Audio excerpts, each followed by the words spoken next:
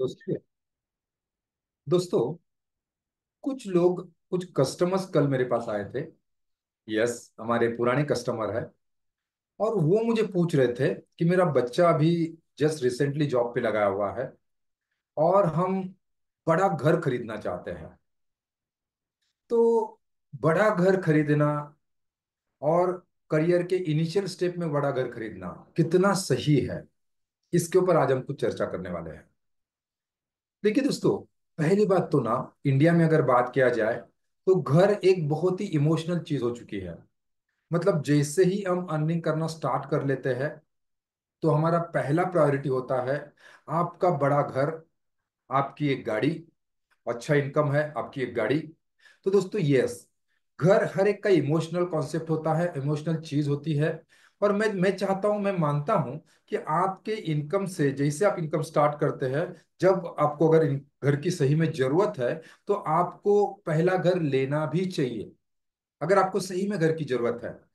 लेकिन दोस्तों, घर लेते टाइम पे एक चीज का ख्याल जरूर रखें, जितना जरूरी है उतना ही घर ले।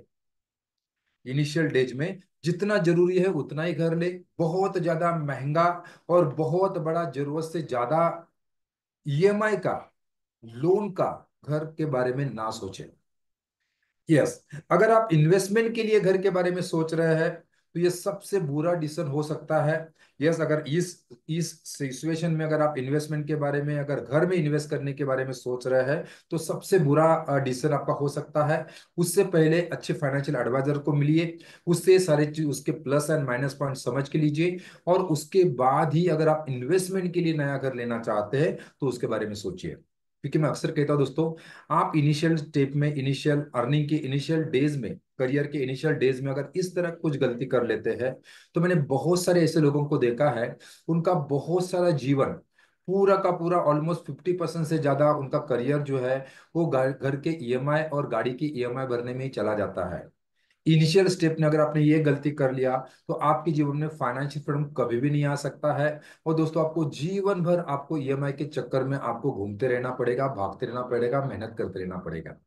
यस दोस्तों, तो इनिशियल डेज में घर लेना भी चाहते हैं तो जरूरत के हिसाब से बहुत छोटा घर लीजिए, जरूरत के हिसाब से रिक्वायर्ड घर लीजिए।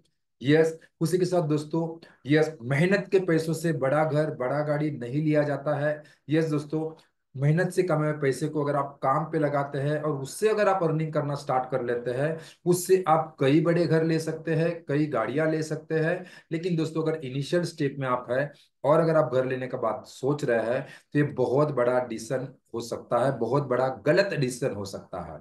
तो थैंक यू वेरी मच दोस्तों। इसी तरह के कुछ इंफॉर्मेटिव वीडियोस देखने के लिए, नॉलेज जानने के लिए इस वीडियो को जरूर सब्सक्राइब कीजिए। इस तरह के कुछ फाइनेंस, पर्सनल फाइनेंस के ऊपर रेगुलर वीडियोस आपके लिए हम लेके आएंगे। Thank you very much. Bye bye, take care.